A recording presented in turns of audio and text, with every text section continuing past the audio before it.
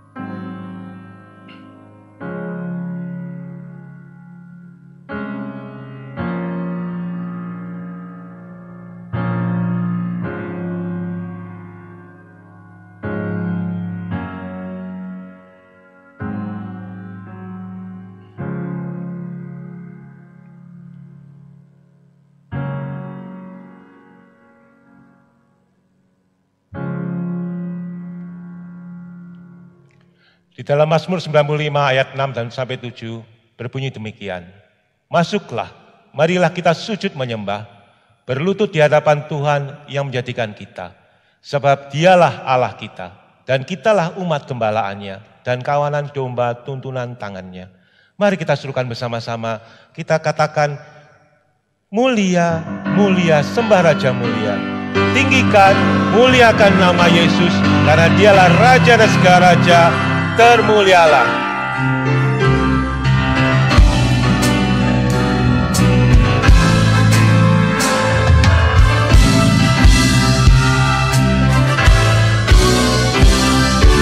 Mulia, sembah Raja mulia, bagi Yesus segala hormat, sembah puji mulia. Mulia Tuhan Maha Kuasa, dari surga terdengarlah hidung pujian. Tinggikan, muliakan, tinggikan dan muliakan namanya Yesus. Puji Dia dan sembah Dia, Kristus Sang Raja. Oh mulia, sembah Raja mulia.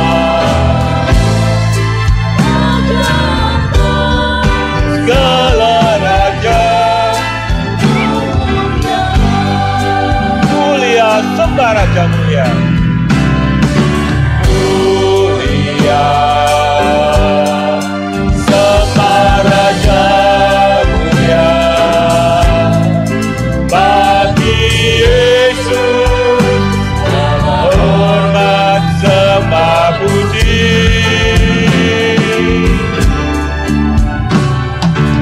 Mulia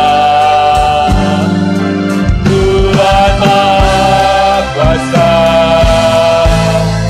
dari surga terdengarlah hidung pujian. Tinggikan, tinggikan dan muliakan namanya Yesus. Puji Dia dan sembah Dia, Kristus Sang Raja. Oh mulia, sembah Raja mulia. Raja atas segala raja, termulialah Raja di atas segala raja. Raja atas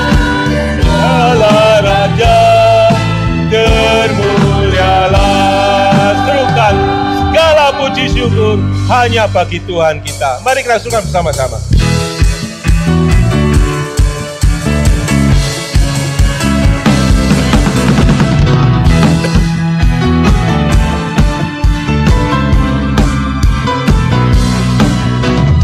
Segala puji syukur hanya bagi-Mu Tuhan, sebab Kau yang layak dipuja.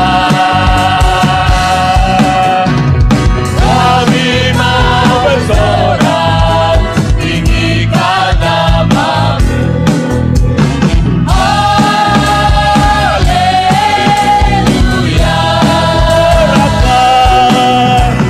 Soraklah, haleluya. Soraklah, haleluya.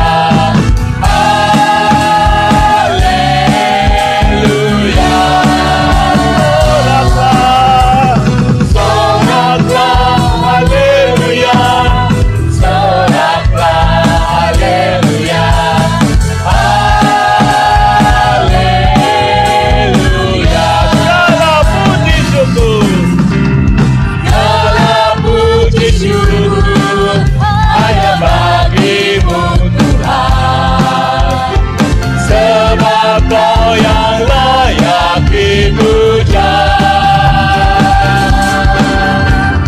Kami mau bersorak tinggikan nama-Mu. Haleluya.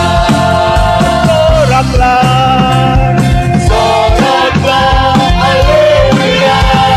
Soraklah, haleluya.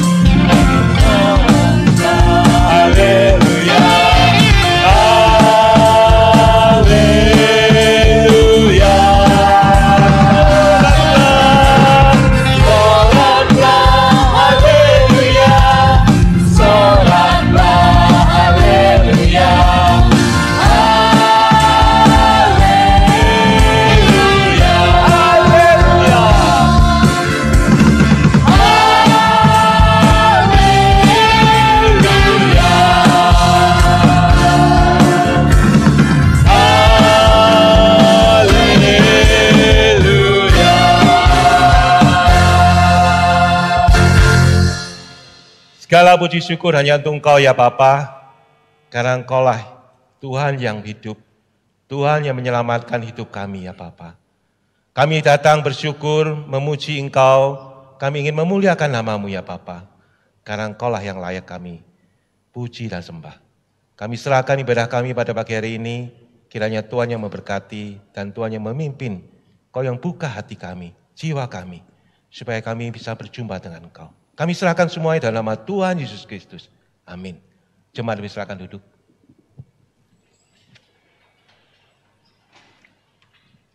Mari kita datang ke hadapan Tuhan. Kita mengaku akan segala dosa kita. Mengucap syukur karena dengan nama-Nya yang penuh kuasa kita dilayakkan. Kita diampuni. Tapi kita mohon ampun kepada Tuhan kita. Karena Dialah Allah yang patut kita sembah. Mari kita serukan bersama-sama. Bapa kami di dalam surga.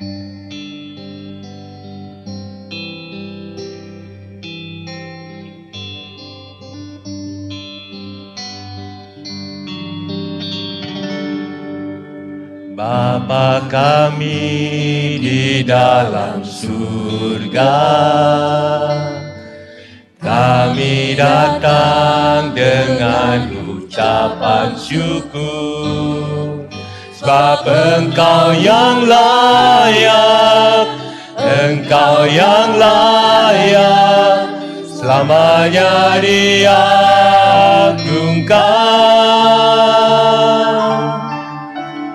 Bapa kami di dalam dalam surga.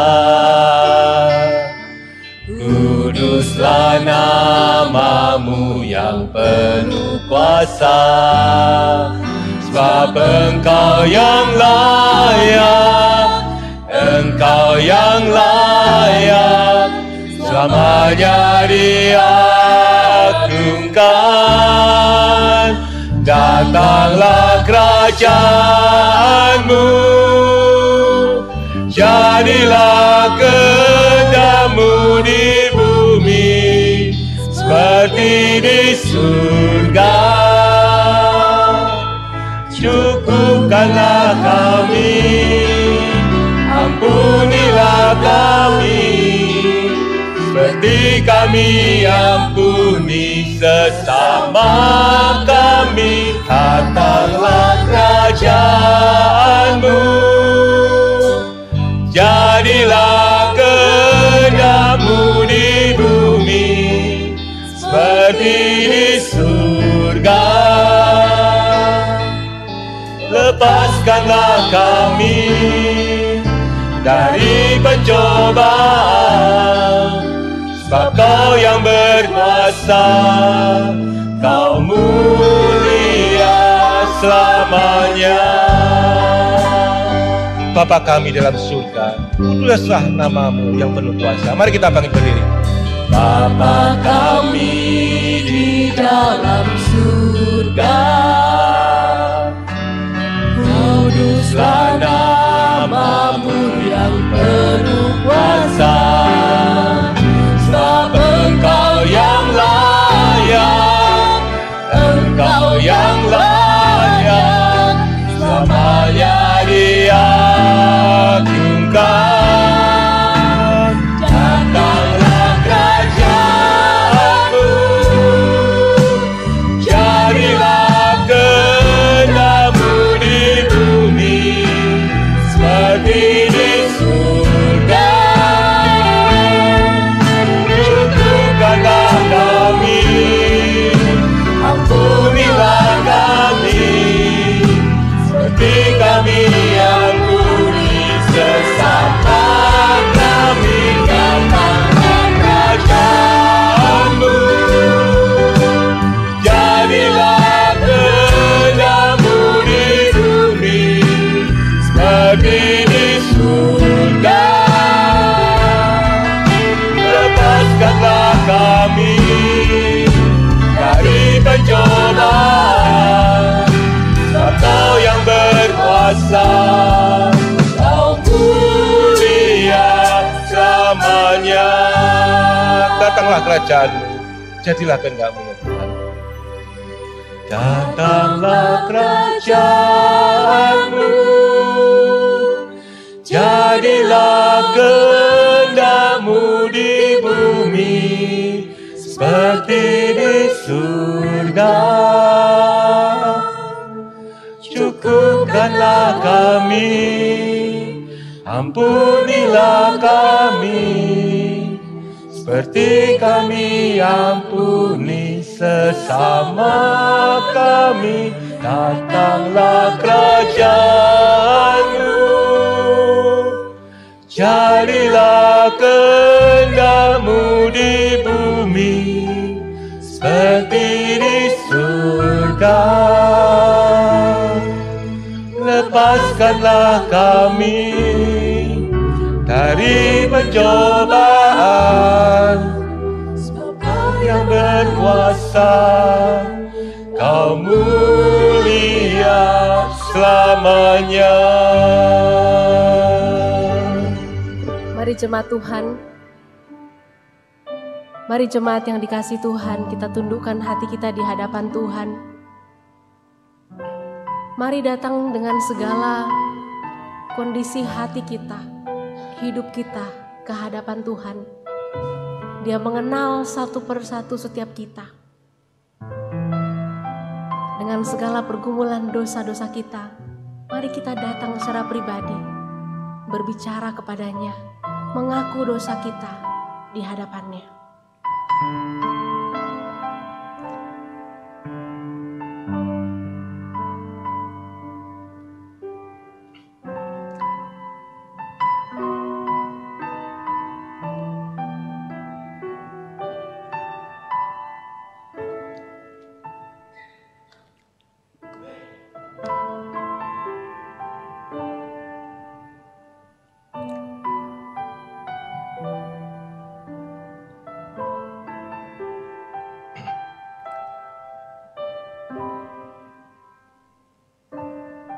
Bapa kami yang bertahta dalam kerajaan surga, ketika kami tidak mampu berkata-kata dalam doa kami, Engkau mengajar kami berdoa.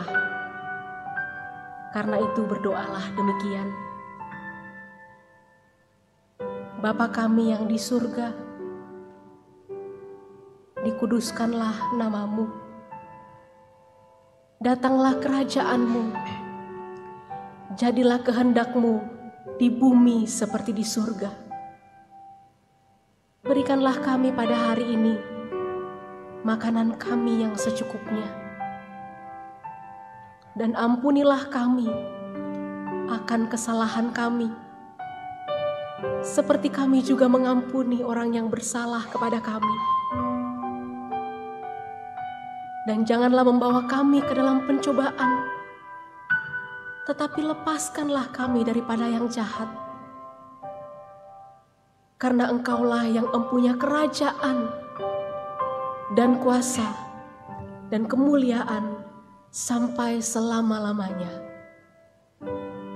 Amin.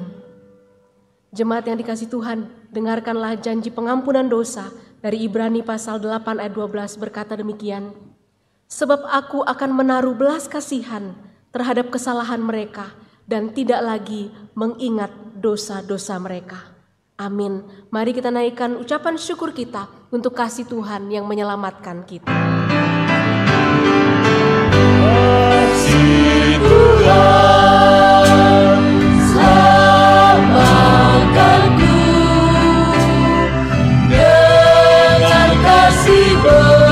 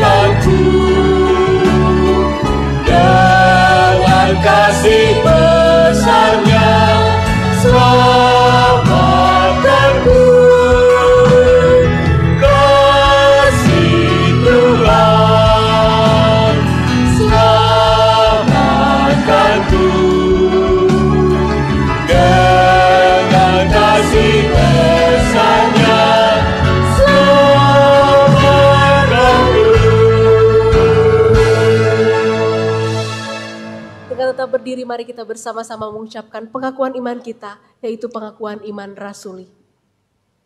Aku percaya kepada Allah, Bapa yang Maha Kuasa, Khalik langit dan bumi, dan kepada Yesus Kristus, anaknya yang tunggal Tuhan kita, yang dikandung dari Roh Kudus, lahir dari anak darah Maria, yang menderita sengsara di bawah pemerintahan Pontius Pilatus, disalibkan, mati dan dikuburkan, turun ke dalam kerajaan maut. Pada hari yang ketiga, bangkit pula dari antara orang mati, naik ke surga, duduk di sebelah kanan Allah Bapa yang Maha Kuasa, dan dari sana Ia akan datang untuk menghakimi orang yang hidup dan yang mati. Aku percaya kepada Roh Kudus, gereja yang kudus dan am, persekutuan orang kudus, pengampunan dosa, kebangkitan tubuh, dan hidup yang kekal. Amin. Jemaat dipersilakan duduk kembali.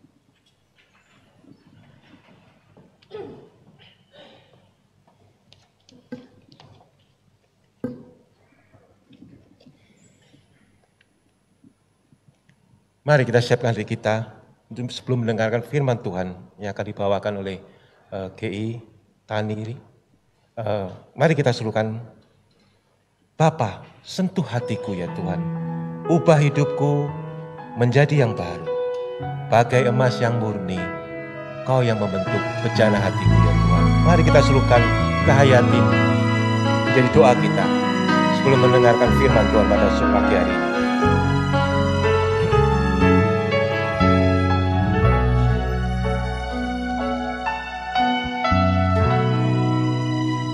Betapa ku mencintai segala yang telah terjadi,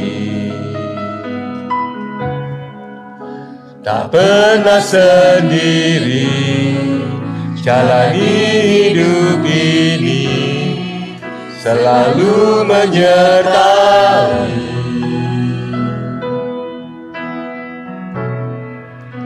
Betapa ku menyadari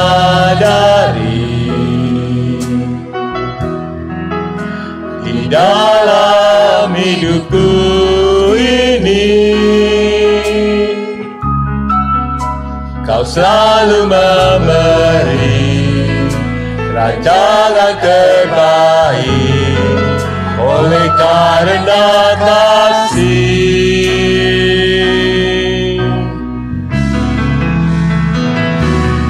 Bapa, sentuh hatiku, ubah hidupku menjadi yang baru, bagai emas yang murni. Kau membentuk rencana hatiku. Bapa, ajarku mengerti sebuah kasih yang selalu memberi, bagai air mengalir yang tiada pernah berhenti.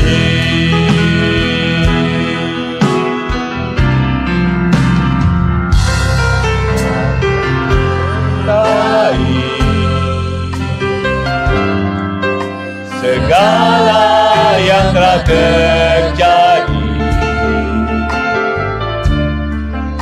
tak pernah sendiri jalani hidup ini, selalu menyertai.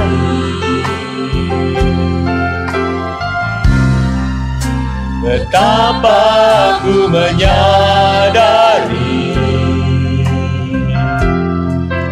di dalam hidupku ini,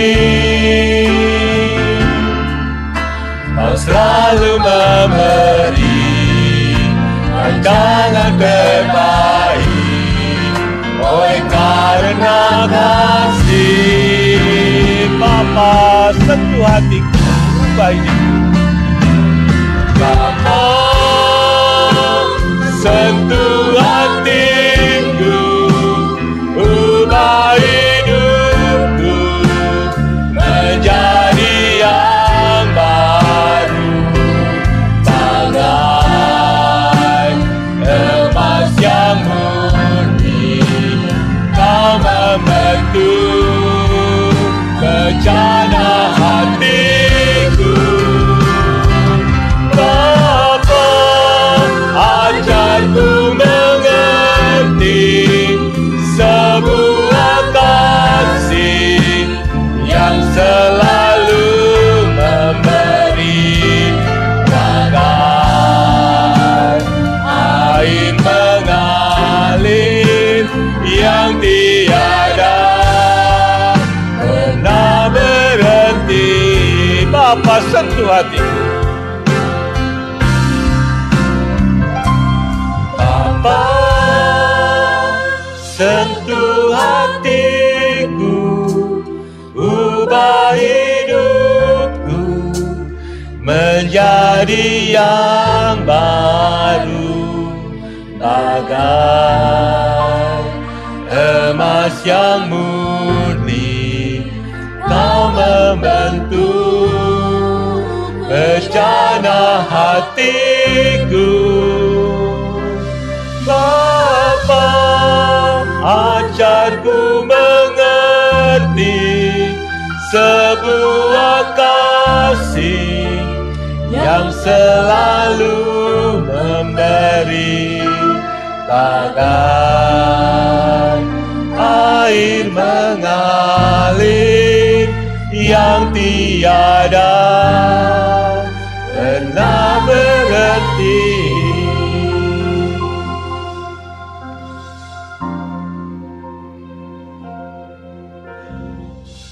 Bapa kami di dalam surga, seperti pujian yang kami nyanyikan, inilah doa kami. Engkau telah menyentuh hidup kami dalam berbagai bentuk dan cara. Dan biarlah pada saat ini ketika kami duduk di kaki-Mu, Engkau mengajar kami melalui firman-Mu.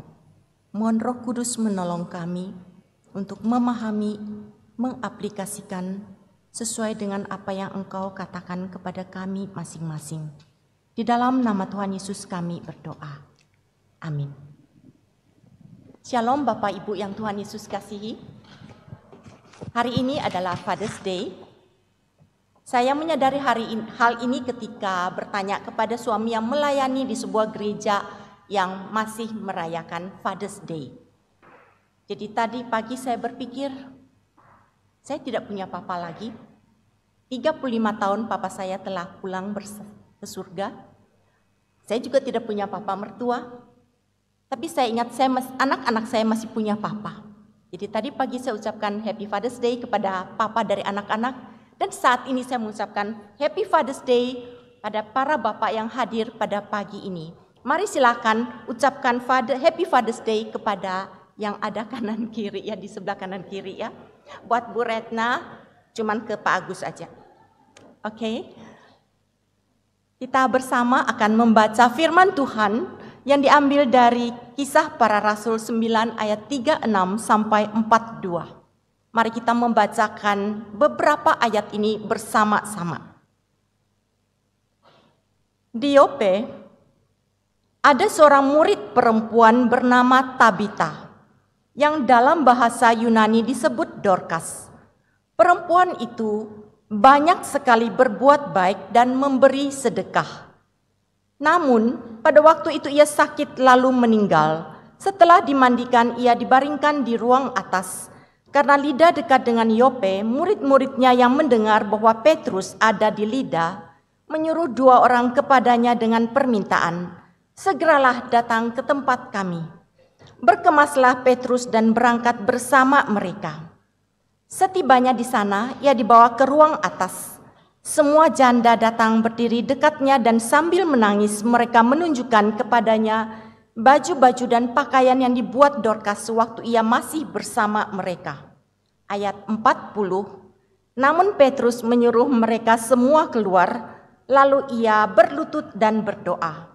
Kemudian ia berpaling ke jenazah itu dan berkata, "Tabita, bangkitlah."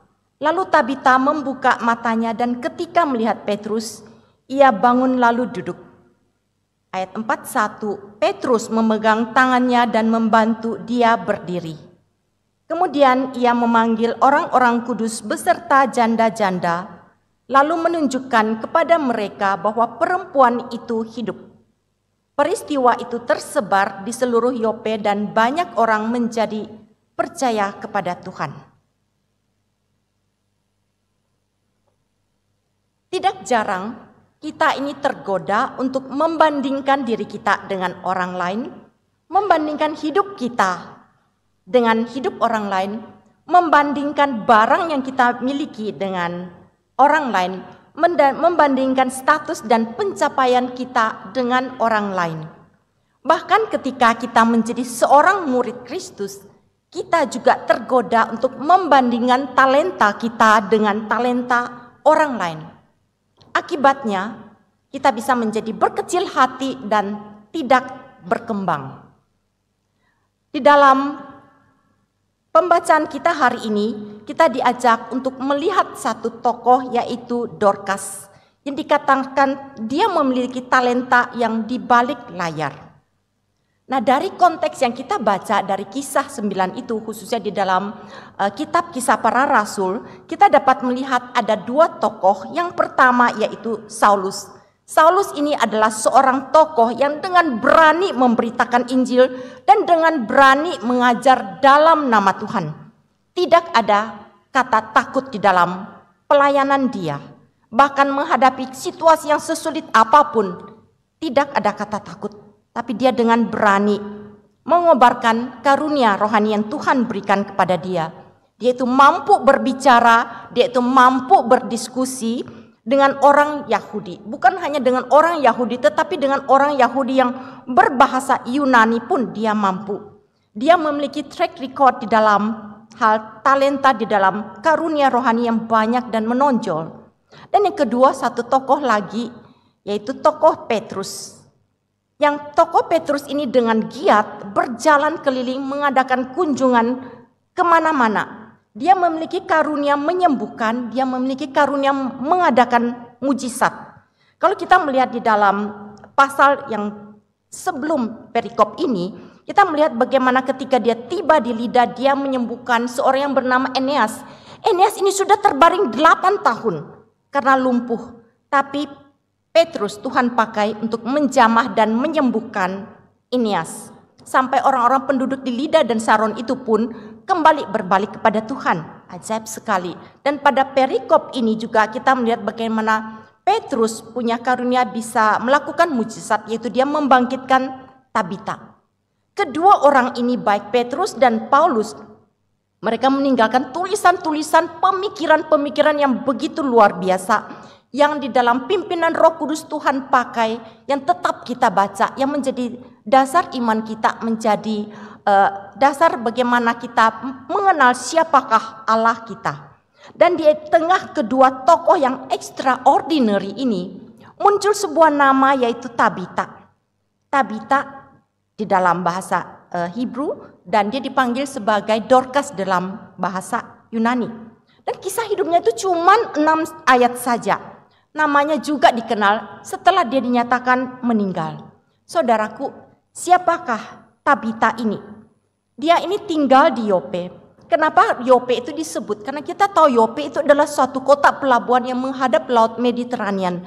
Dan kota ini juga bisa dikatakan di dalam perjanjian lama, dalam suatu kisah ya hidup dari Yunus. Kita juga tahu bagaimana dia dari kota Yope ketika Tuhan menyuruh dia ke Niniwe, ke tempat orang-orang yang tidak percaya Allah. Dia melarikan diri dari hadapan Tuhan ke Tarsis. Dan juga kita melihat di kota pelabuhan itu, seperti inilah Dorcas ada. Dorcas ada di sana, di dalam komunitas kota Yope ini. Dan di dalam kota Yope ini, dan ketika dia melihat diri dia sendiri, di dalam kota pelabuhan, siapakah saya? Dia melihat dia hanya memiliki satu keterampilan menjahit ya. Nah kemudian kita melihat kenapa kota ini begitu penting. Kenapa dia dikatakan bergaul dengan para janda. Karena kota pelabuhan kemungkinan besar banyak sekali mereka yang keluar melaut. Mereka keluar melaut tapi tidak pernah kembali ke rumah mereka. Meninggalkan para wanita dengan anak-anak, istri anak mereka yang tidak memiliki tempat berlindung, yang bergumul dengan kecukupan kehidupan sesehari. Dan di dalam keadaan seperti itulah dia ada. Dan juga bisa dikatakan pada masa itu, setting kondisi pada masa itu, dalam hal politik, di dalam hal religius, kita melihat bahwa pada saat itu Kristen movement itu bergerak dengan cepat, berkembang dengan luar biasa ya. Tetapi yang memegang pemerintahan pada masa itu adalah orang-orang Farisi, orang-orang Yahudi Farisi. Dan mereka, orang-orang Yahudi Farisi ini, mereka juga melakukan kegiatan yang baik terhadap para janda ini. Sekalipun para janda ini tidak punya asuransi, tidak punya BPJS, tidak punya kartu pinter, dan mereka juga bisa dikatakan tidak ada bantuan-bantuan organisasi yang khusus melayani mereka. Tetapi dari pemimpin-pemimpin Farisi ini, mereka juga bisa mendapatkan sedikit bantuan. Tetapi ketika perempuan itu menjadi Kristen, semua bantuan itu di stop. Tidak ada lagi bantuan buat para janda Kristen. Di dalam kondisi seperti itulah Dorcas hadir. Dan dia menyadari keadaan dia. Di sini dikatakan juga bahwa Dorcas ini dia adalah seorang Yahudi yang telah bertobat. Dia bukan hanya seorang Yahudi, tapi dia telah bertobat, telah percaya kepada Kristus. Dan dia bisa dikatakan seorang wanita yang biasa. Tidak ada banyak orang yang menghargai kemampuan menjahit pada masa itu. Pada saat ini, mungkin yang bisa menjahit, kalau saya bertanya, di tengah-tengah kita, Yang punya kemampuan menjahit itu mungkin masih, oh wah dia masih bisa menjahit ya, saya tidak bisa gitu lah. Tetapi pada masa itu kebiasaan dan kemampuan untuk menjahit itu dimiliki oleh setiap wanita, bukan hal yang luar biasa. Tetapi talenta yang bisa dia pakai yaitu dengan menjahit itu, ketika dia menjadi bertobat dan menjadi orang percaya, menjadi murid Tuhan, di sini bukan dikatakan sebagai dia menjadi orang Kristen. Menjadi orang Kristen itu setiap orang percaya bisa mengklaim diri, dibaptis mengklaim diri orang Kristen dan that's it. Tapi di sini katakan Tabita ini, Dorcas ini seorang murid perempuan, karena murid itu dia akan terus belajar. Ada satu proses di dalam kehidupan dia, belajar seumur hidup. Ketika dia mendengarkan firman Tuhan, dia akan aplikasikan, dia akan menjadi serupa dengan Kristus yang dia percayai. Tapi belum tentu semua orang Kristen menjadi seperti Kristus yang dipercaya. Tetapi setiap yang orang yang mengatakan saya ini murid Kristus, seharusnya ada transformasi, ada perubahan hidup di dalam kehidupan kita. Dan itulah yang dialami oleh Dorcas ini. Dan kita katakan siapa Dorcas, mungkin kita tidak tahu apakah dia itu sudah menikah, apakah dia janda, apakah dia punya anak atau bagaimana keadaan dia. Tetapi satu hal dikatakan, dia itu seorang murid perempuan, dan dia juga seorang yang dermawan, yang memiliki karunia memberi ya. Dan dia juga seorang yang punya belas kasihan, dan dia juga seorang yang selfless, dan dia juga adalah seorang yang ditangisi. Berapa orang ketika meninggal ditangisi bukan hanya oleh keluarga, tetapi oleh orang-orang yang kenal, yang merasakan sentuhan kasih Allah melalui kehidupan dia. Mereka menangisi dia. Dan Dorcas ini dia menjadi perempuan yang puas dengan hidup, dengan pekerjaan. Kenapa? Karena dia sungguh-sungguh menggunakan karunia, menggunakan talenta yang bisa orang katakan talenta di belakang layar. Kalau Paulus, Petrus ya di depan layar ya, di mana-mana. Tetapi dia mungkin di balik layar, tetapi dia pakai, dia exercise itu. Dan sungguh-sungguh dia puas dengan kehidupan dia karena dia sungguh-sungguh menggunakan talentanya, menggunakan karunia rohaninya, walaupun hanya satu dan kecil lagi gitu ya. Tapi dia memakainya.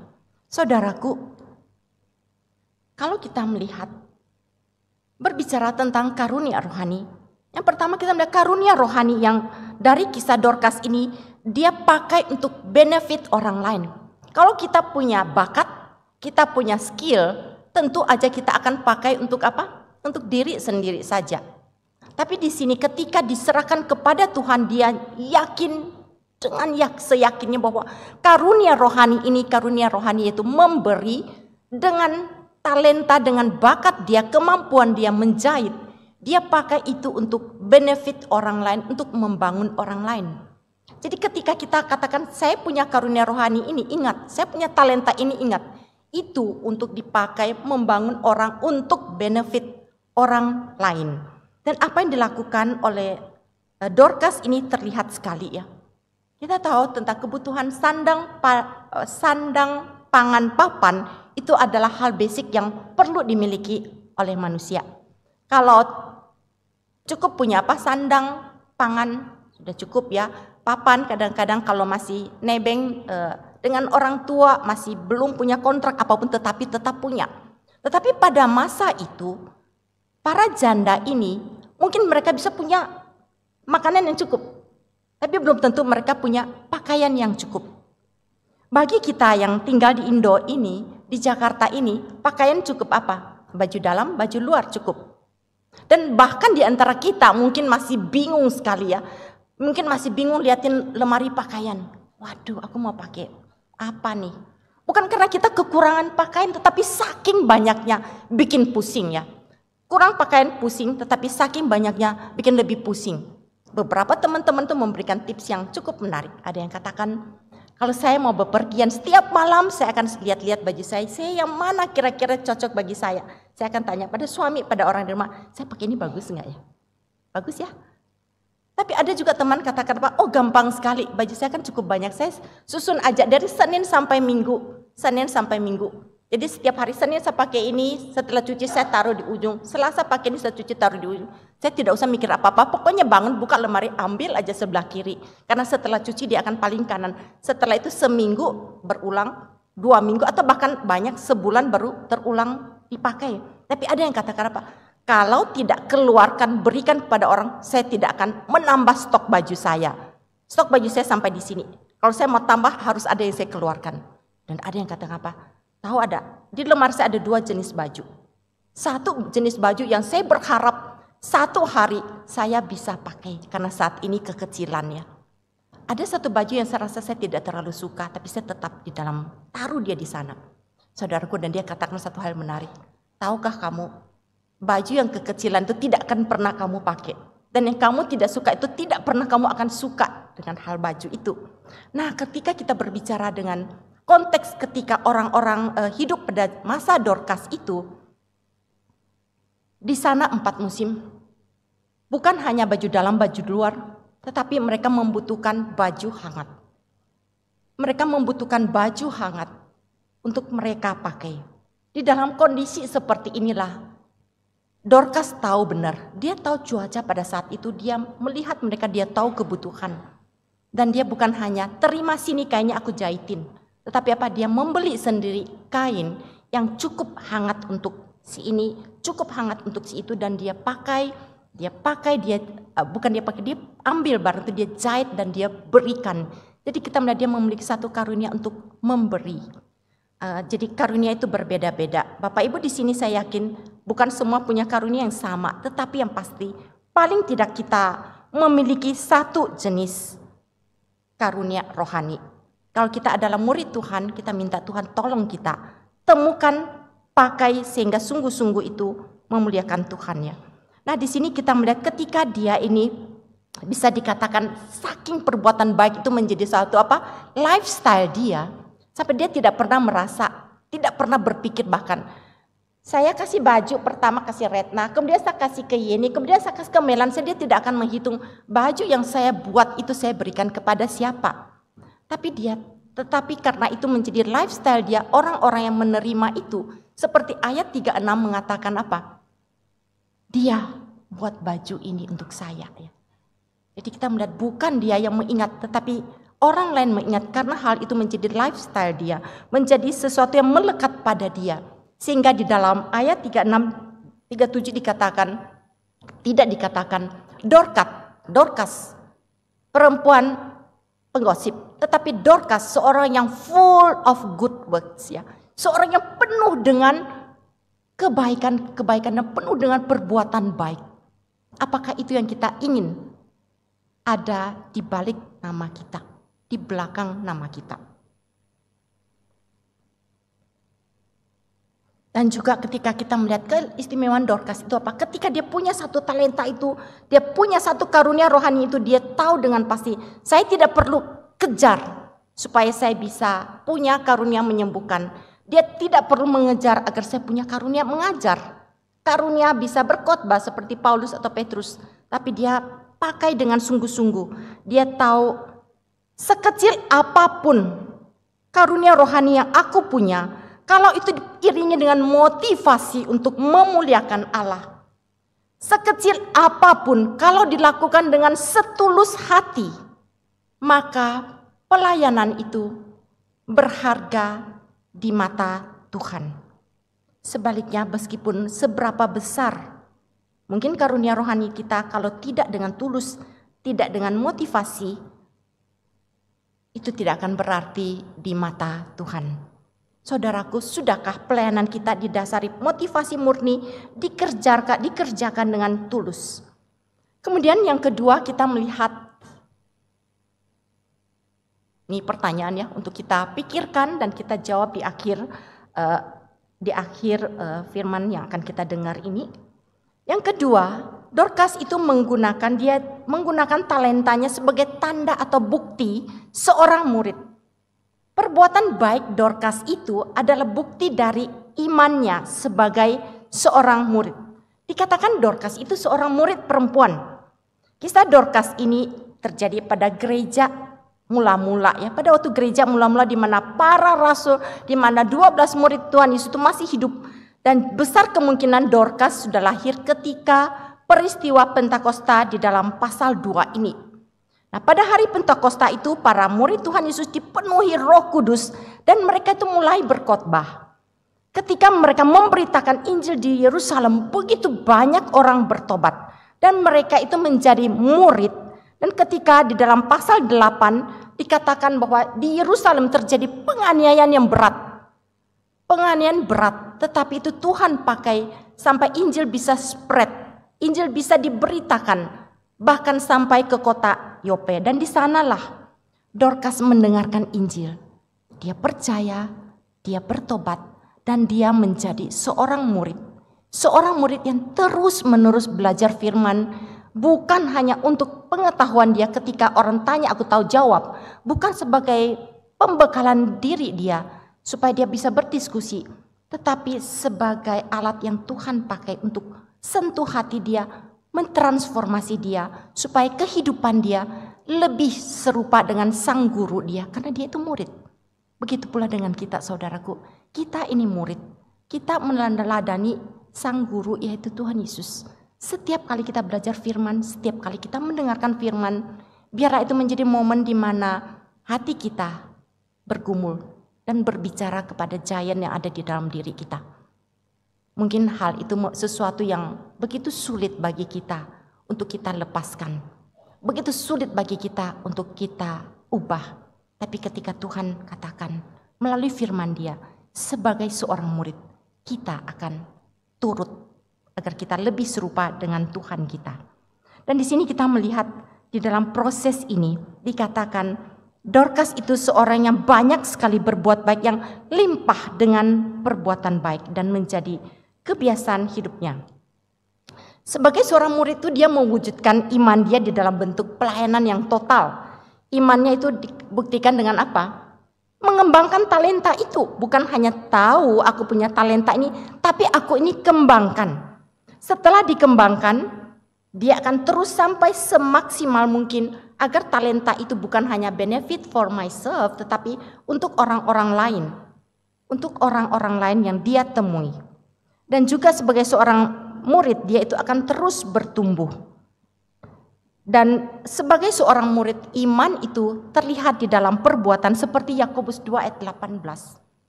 Saudaraku, Yakobus 2 ayat 18 berkata, mungkin ada orang berkata, tunjukkanlah engkau punya iman, aku punya perbuatan. Aku akan menjawab, tunjukkanlah kepadaku imanmu itu tanpa perbuatan, dan aku akan menunjukkan kepadamu imanku dari perbuatanku. Jadi di dalam menggunakan karunia dia yang cuma satu yang cilik itu, dia menggenapi siapa sesungguhnya seorang murid. Seorang murid yang sungguh-sungguh menyatakan iman dia melalui perbuatan dia. Manusia memiliki hati untuk Allah, seharusnya juga memiliki hati untuk manusia. Dan yang terakhir, yang ketiga, kita akan melihat Dorcas ini, Dorcas deeds are the signs of her love and service to her Savior, ya. Jadi karunia rohani yang dimiliki Dorcas ini dipakai sebagai bukti kasih. Kita senang dengan lagu I love you Lord, ya. Menyatakan ketika kita menyanyikan lagu itu rasanya hati kita itu cinta banget sama Tuhan, ya. Ketika kita cinta banget, tetapi apakah ada sesuatu yang kita berikan? Ataukah kita menyatakan cinta kita hanya dengan pujian, dengan kata-kata? Tapi Dorcas, dia menyatakan aku mencintai Tuhan dengan kasih dia yang nyata, yang bisa dirasakan oleh orang lain, yang merupakan satu dedikasi dia, servis dia kepada Tuhan.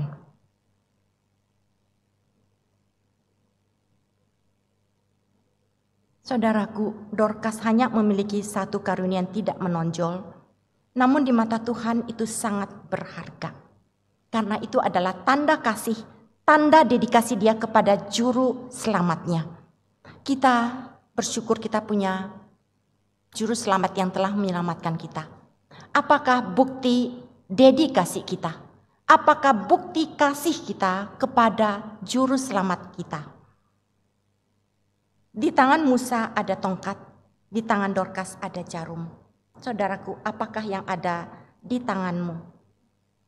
Adakah kita menemukan satu talenta, satu karunia? Sekecil apapun itu ada. Dan saya dipesan, bahwa jarum itu jangan sampai berkarat. Jarum itu jangan sampai berkarat. Saudaraku, kita biasa meninggalkan sidik jari di kenop pintu, kita meninggalkan sidik jari di buku, kita meninggalkan sidik jari di tembok atau di keyboard, dan setiap kita memiliki sidik jari yang berbeda. Jadi setiap kali kita pegang sesuatu, identitas kita pasti akan tertinggal di sana. Ketika kita buka handphone, dan juga di sini sekarang banyak aplikasi yang apa? Dengan memindai, ya, dengan kasih jempol di sana, memindai sidik jari, aplikasi itu terbuka, entah itu bank atau apa, ataukah QR code, itu adalah jejak-jejak dari sidik jari. Dan kalau kita melihat Dorcas ini, perempuan yang hidup di zaman gereja mula-mula, juga meninggalkan satu jejak lain, yaitu jejak hati. Jejak hati Dorcas ini menyentuh hidup banyak orang dengan jejaknya, dengan talentanya yang unik, yaitu menjahit, membuat dan untuk orang lain, membuat untuk orang lain. Dan jejak itu telah menyentuh hati begitu banyak orang. Seharusnya kita pun bukan hanya punya sidik jari, tapi apakah kita meninggalkan jejak hati kita di dalam kehidupan orang lain. Sehingga ketika orang merasakan sentuhan kasih Tuhan, mereka tidak mengatakan kamu baik, tapi mereka mengatakan Tuhan itu luar biasa. Ketika saya mendengarkan talk show seorang pendiri dari Tunas Mahardika, satu panti asuhan ya. Di sana dikatakan, dia mengatakan ketika kami mendapat donasi yang banyak, kami mengajar anak-anak untuk tidak hidup di dalam kemewahan dan kelimpahan yang berlebih. Jadi ketika kami menerima itu, entah itu tas atau apa, cukup untuk anak kami, lebihnya ada hal-hal yang bisa kami berikan juga kepada yang lebih butuh dari kami. Sehingga anak-anak tidak terbiasa dengan punya ini, 3 bulan kemudian saya punya itu, kemudian ganti lagi ya. Karena itu adalah panti asuhan, jadi mereka dididik dengan hati yang tahu merasa cukup itu cukup. Dan satu kali ada barang-barang yang dia lihat ini lebih, dan juga yang anak-anak ini tidak terpakai, dan dia berikan kepada seorang yang mendorong bapak-bapak yang mengumpulkan rongsokan. Ketika menerima bapak itu katakan, kamu pasti orang Kristen. Panti asuhan ini pasti panti asuhan Kristen. Karena dia, perkataan ini mengingatkan apa? Perbuatan baik itu membuat orang mempromosikan nama Tuhan. Bukan mempromosikan nama kita, bukan mempromosikan perusahaan kita, bukan mempromosikan panti kita, organisasi, yayasan, amal kita, tapi mempromosikan nama Tuhan. Saudara, saya akan menutup dengan 2 jejak-jejak hati ya, yang saya masih ingat. Saya ingat ada 2 jejak hati dalam kehidupan. Ketika saya masih muda, masih sekolah minggu, ada seorang yang saya tahu di gereja, banyak orang-orang tidak terlalu suka dekat. Mungkin dia IQ dia lebih rendah atau ada keterbatasan. Tetapi saya dari dulu itu melihat satu hal yang dilakukan dia dengan rutin. Setiap minggu, waktu itu saya masih sekolah minggu ya, tapi saya senang perhatikan orang, dan dia itu apa? Setelah selesai kebaktian, dia itu akan mengumpulkan apa? Kalau dulu, sekarang kan kita tidak memakai, tetapi dulu di belakang kursi itu ada Alkitab, belakang kursi ada warta, belakang kursi ada buku pujian ya. Jadi setiap selesai kebaktian saya melihat dia apa? Dia akan kumpulin semua, lalu diatur dengan rapi. Kemudian dia akan memperbaiki, merapikan semua kursi itu seperti sedia kala. Dan saya katakan itu satu jejak hati yang dia lakukan yang masih saya ingat. Dan jejak hati yang kedua yang saya lihat yaitu ketika saya tinggal di satu apartemen lantai 2. Di lantai bawah ada seorang nenek ya, namanya kita panggil dia Mrs. Cantrill ya. Mrs. Cantrill ini waktu itu sudah hampir 90 tahun, tapi dia tinggal seorang diri. Pada awalnya itu saya juga sibuk dengan anak. Tapi biasanya kalau kita sudah dia mendengarkan kita masuk pintu, pang, namanya anak-anaknya masuk di apartemen, dia akan membuka pintu dia, dan dia tahu anak-anak kan senang di dalam koran biasanya ada satu kolam buat anak-anak, dia akan gunting dan dia akan berikan kepada anak-anak. Dan ketika dia tahu musim dingin, kalau musim dingin tiba berarti satu tangan dorong stroller, satu tangan tarik anak yang satu ya, supaya jangan telat gitu. Kemudian dia itu dengan begitu baik katakan, ya satu pagi dia katakan, yang kecil yang stroller itu taruh di sini. Kamu antar, setelah kamu balik, kamu bawa dia kembali ke apartemen. Saya katakan, Tuhan, setelah saya encounter dengan jejak hati seperti itu, saya jadi belajar apa? Saya jadi belajar ketika dia buka pintu, saya juga dengar. Dia dengar saya buka pintu, saya juga dengar dia buka pintu ya. Buka pintu, saya tahu ini jam dia buang sampah. Dan dengan punggung yang bungkuk itu dia harus turun ke basement dan membuang. Dan di sanalah saya belajar jejak hati itu menjadi satu jejak yang saya ingat. Sampai 30 tahun saat ini. Saudaraku, mari kita masing-masing berdoa di hadapan Tuhan.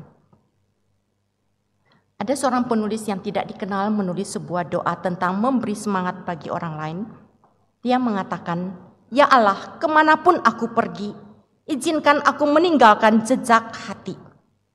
Jejak hati belas kasihan, jejak hati pengertian, jejak hati kasih, jejak hati kebaikan, jejak hati kepedulian dan apapun yang bisa menyentuh.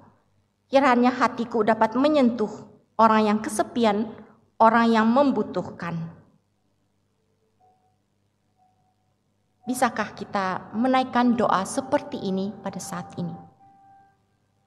Kita akan masuk di dalam doa pribadi meresponi firman Tuhan yang telah kita dengarkan. Kita masing-masing berdoa. Kita bisa katakan, Tuhan, ku persembahkan hidupku, semua milikku kuserahkan padamu. Penyesalan, kebanggaan, suka duka, semua kuserahkan. Yang telah lalu, yang akan datang, hasrat, harapan, semua aku serahkan ke dalam tangan-Mu. Untuk kemuliaan-Mu, ku berikan hidup ini sebagai persembahan yang berkenan kepadamu.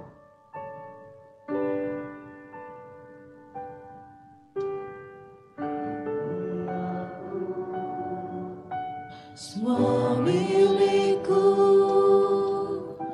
ku serahkan padamu, Tuhan. Penyesalan dan kebanggaan, suka dan duka, semua ku serahkan. Yang telah lalu, yang akan datang, hasrat dan harapan yang terbayang,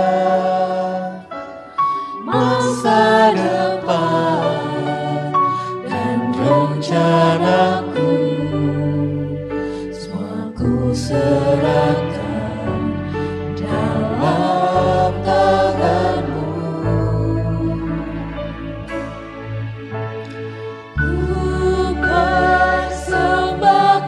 Hidupku kepadamu, Tuhan, untuk kemuliaan-Mu.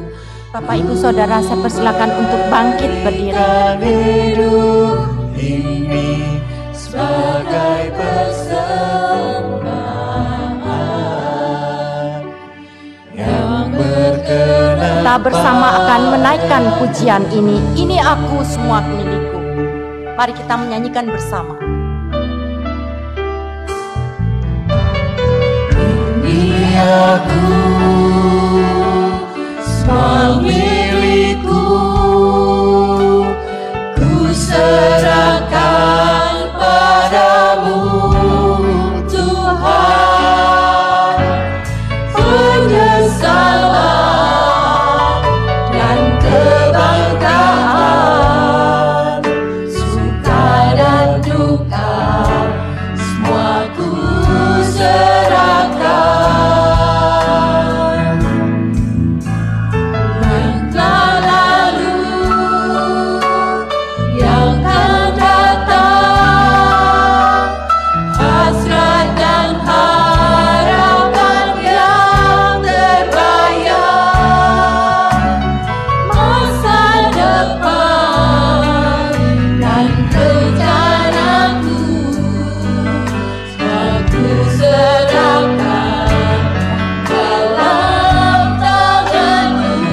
Katakan, ku persembahkan hidupku kepadamu Tuhan.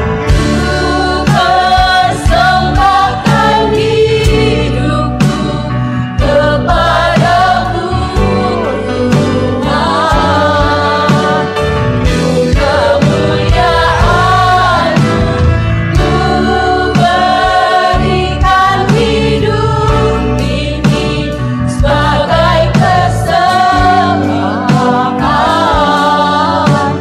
yang berkenan padamu. Ku berikan hidup. Bapa kami di dalam surga, kami sungguh bersyukur Bapa. Engkau adalah juru selamat kami. Engkau telah menebus kami dari dosa kami, dan kami adalah milik-Mu. Seringkali kami cukup puas setelah kami menjadi orang Kristen. Tapi Tuhan, pada saat ini, ketika kami melihat murid-murid yang ada di masa lalu, kami ingin agar setiap kami bisa menjadi murid-Mu yang terus diproses oleh-Mu, yang terus berproses, belajar firman, mengaplikasi. Dan Tuhan, tolong kami menemukan apa yang telah Engkau percayakan kepada kami. Ketika kami tidak memiliki apapun yang melekat pada diri kami, ketika kami tidak memiliki materi apapun, kami masih memiliki sesuatu yang lebih berharga, yaitu diri kami, hidup kami. Biarlah Bapa Engkau jamah setiap yang hadir, setiap yang mendengarkan, dimanapun berada. Di dalam nama Tuhan Yesus kami berdoa. Amin. Silakan duduk.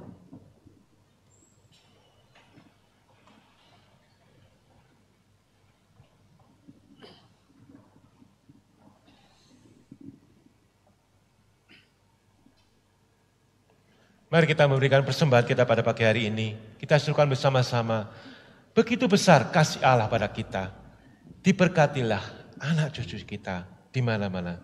Mari kita serukan bersama-sama.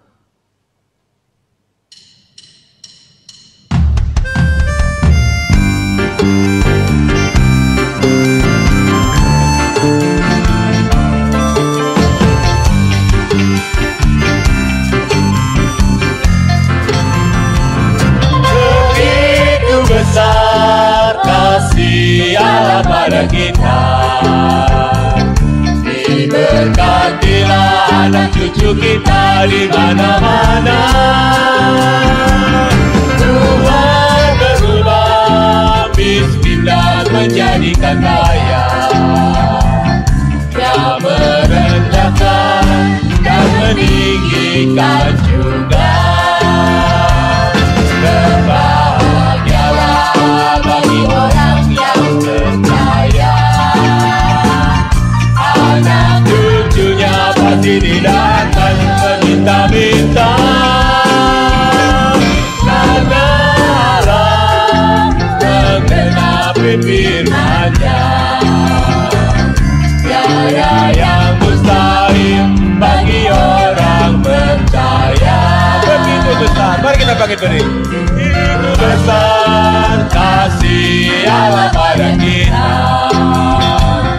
diberkatilah anak cucu kita di mana-mana. Tuhan mengubah miskin dan menjadikan kaya, Dia merendahkan dan meninggikan juga. Berbahagialah bagi orang yang percaya,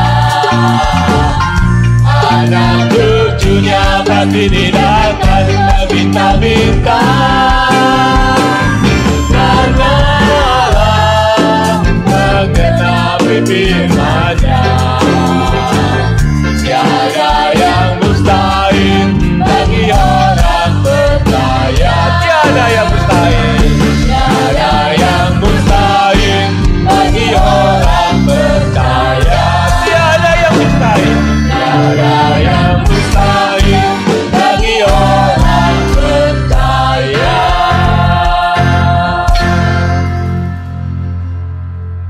Terima kasih ya Tuhan akan kasih karunia-Mu yang begitu besar yang kami rasakan ya Bapa. Kami percaya bahwa Engkau yang memberkati kami ya Bapa. Dari awal kami datang ke dunia ini, kami percaya Tuhan yang pimpin tuntun kami ke hadapan-Mu ya Bapa. Berkati persembahan kami pada pagi hari ini, kiranya menjadi berkat bagi gereja-Mu dan juga pekerjaan di gereja-Mu ini. Kami serahkan semuanya dalam nama Tuhan Yesus Kristus. Amin. Jemaat silakan duduk.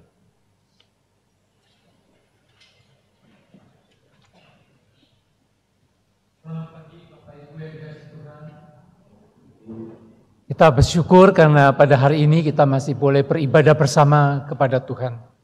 Kami menyambut kehadiran saudara-saudara semua, baik yang baru pertama kali maupun yang sudah lama juga tidak beribadah secara onsite. Terima kasih untuk Guru Injil Tani yang sudah menyampaikan firman Tuhan dan setiap kita yang sudah melayani Tuhan. Mari saudara kita bersama-sama akan mendengarkan warta dalam bentuk rekaman berikut ini.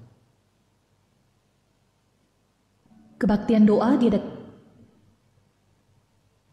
dan pada hari Rabu tanggal 21 Juni 2023 jam 7 malam di Ruang Persekutuan 2 lantai 2. Kebaktian dilakukan secara hybrid dengan pembicara evangelis Ria Pasaribu dengan tema Disiplin Tuhan. Kami mengundang jemaat untuk hadir atau dapat mengikutinya melalui Zoom meeting.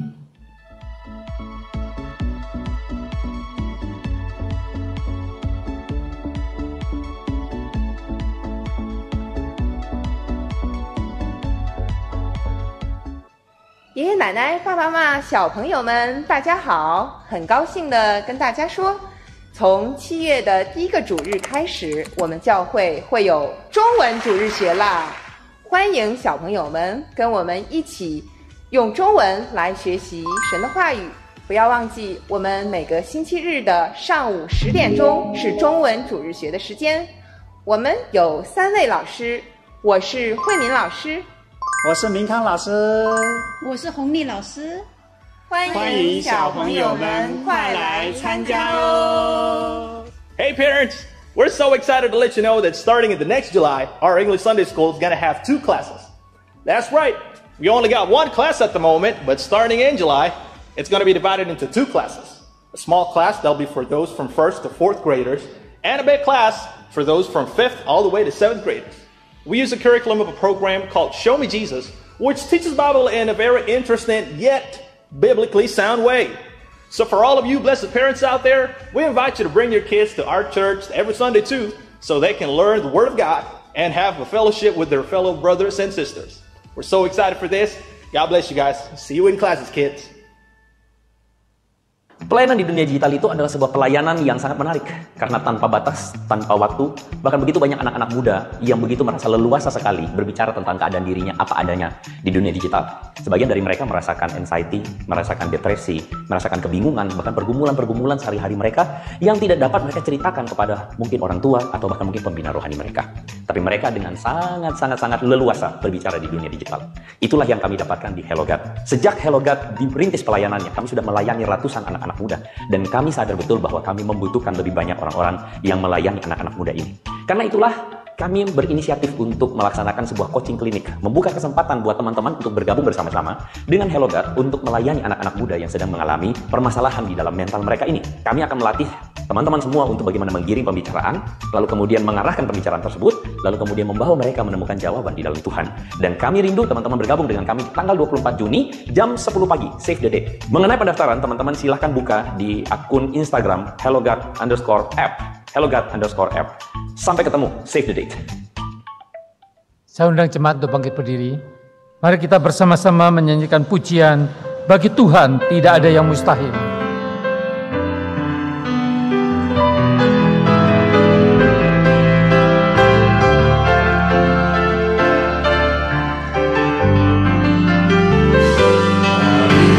Tuhan tak ada yang mustahil, bagi Tuhan tak ada yang tak mungkin. Mujizatnya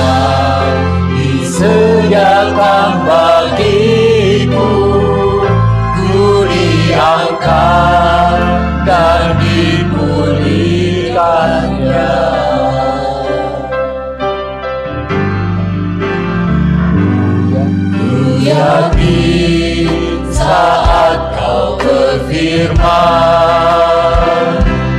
Ku menang saat Kau bertindak. Hidupku hanya ditentukan oleh perkataan.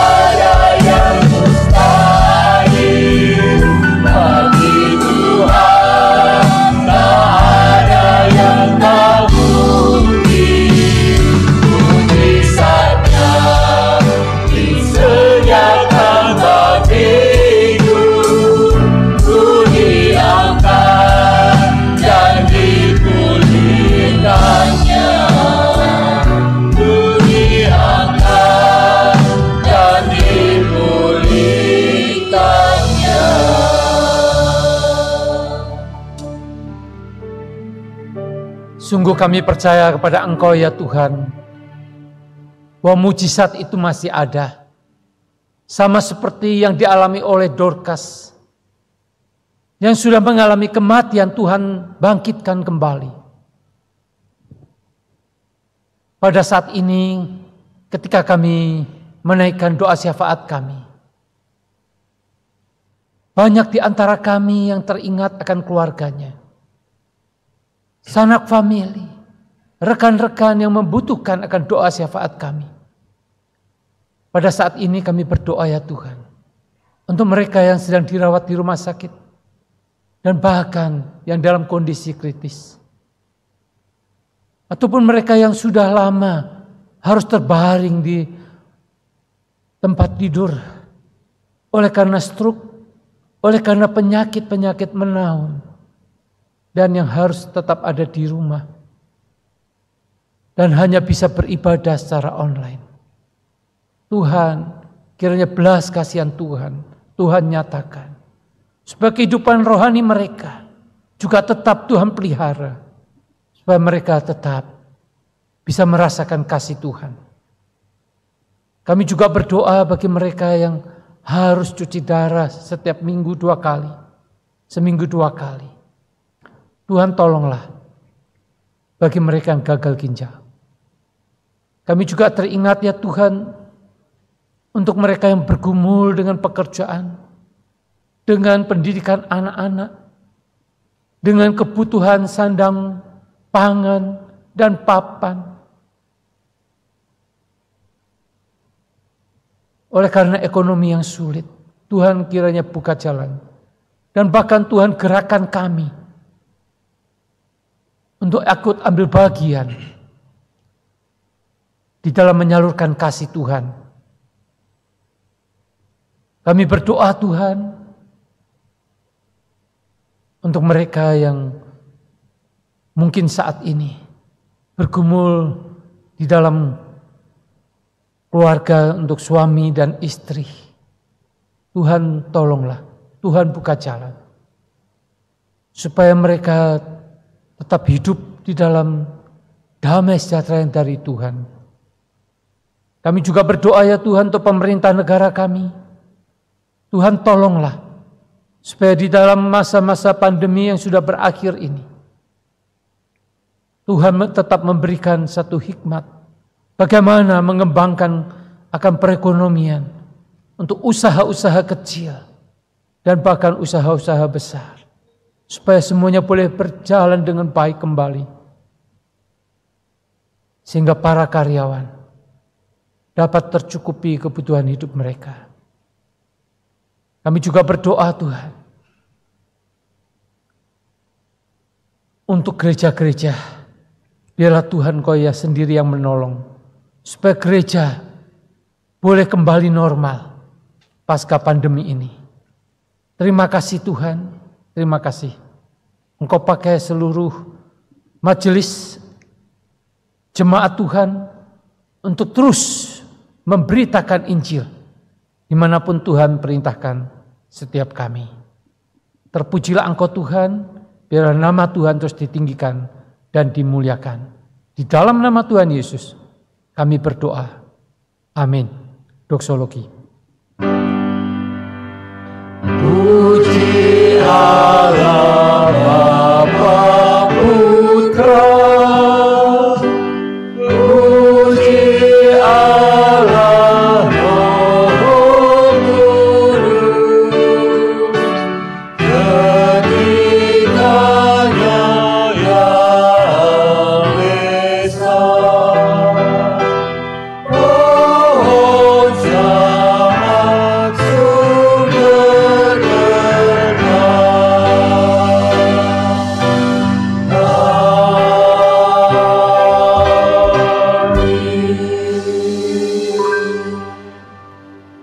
Saudara-saudara, arahkanlah hatimu kepada Tuhan dan terimalah berkat-Nya. Kiranya kasih dan anugerah dari Allah Tritunggal, Allah Bapa, Tuhan Yesus Kristus, dan Allah Roh Kudus memberkatimu dengan kasih karunia demi kasih karunia-Nya yang melimpah, serta memberikan kepadamu perlindungan dan damai sejahtera mulai dari sekarang sampai selama-lamanya. Amin.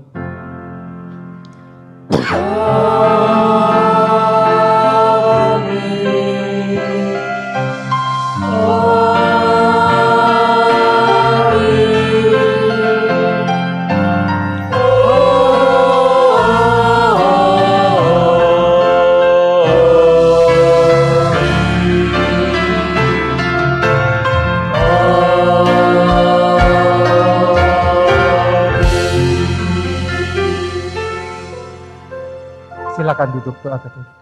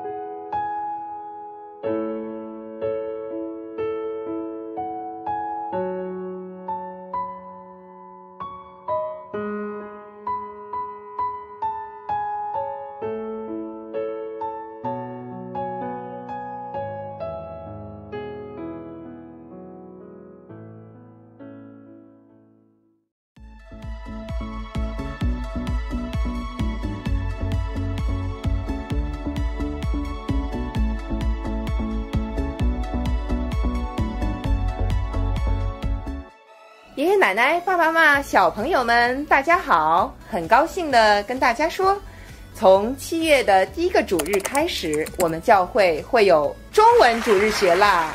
欢迎小朋友们跟我们一起用中文来学习神的话语。不要忘记，我们每个星期日的上午10点钟是中文主日学的时间。我们有3位老师，我是慧敏老师。我是明康老师，我是红丽老师，欢迎小朋友们快来参加哦 Hey parents, we're so excited to let you know that starting in the next July, our English Sunday School is going to have 2 classes. That's right, we only got 1 class at the moment, but starting in July, it's going to be divided into 2 classes. A small class that'll be for those from 1st to 4th graders, and a big class for those from 5th all the way to 7th graders. We use a curriculum of a program called Show Me Jesus, which teaches Bible in a very interesting yet biblically sound way. So for all of you blessed parents out there, we invite you to bring your kids to our church every Sunday too, so they can learn the Word of God and have a fellowship with their fellow brothers and sisters. We're so excited for this.